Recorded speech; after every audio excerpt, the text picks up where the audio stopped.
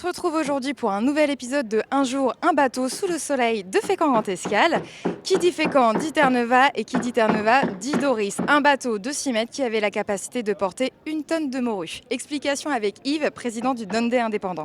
Moi, je me présente, monsieur Yves Panchou, je suis président de l'association Indépendant.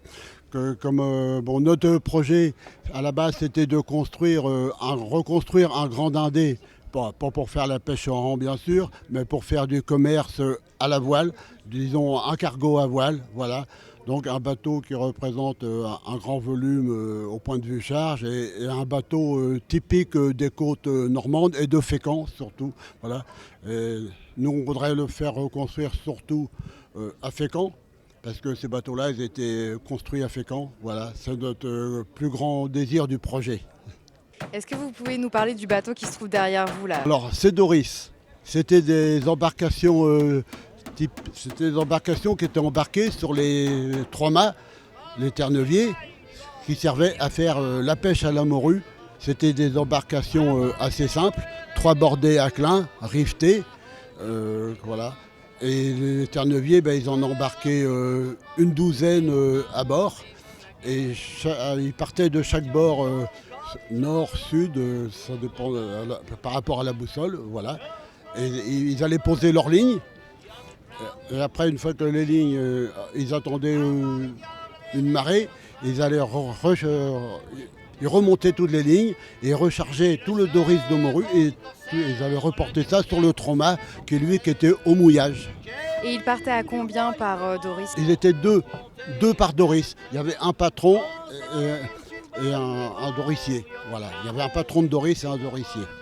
Et là, vous êtes en train de le reconstruire à l'identique. Nous, on le reconstruit.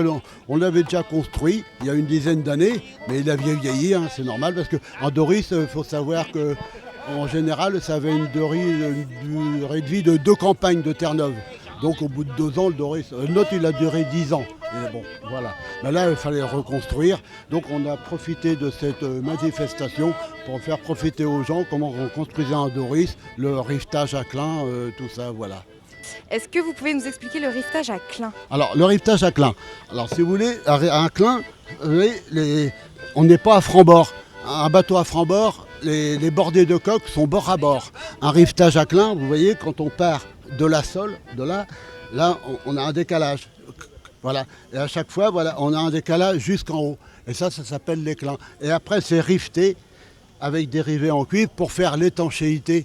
Parce que comme il n'y a pas de calfa entre deux, comme une coque à franc-bord, on est obligé de faire un joint de calfa entre chaque bordée pour pas que l'eau rentre à l'intérieur du bateau. Mais à clin, comme on a un recouvrement avec un rivetage, c'est étanche, ça fait l'étanchéité par tout seul. Une fois que le bateau il a gonflé un peu à l'eau, c'est bon, c'est étanche, voilà. Et ça, c'est un bordage à clin.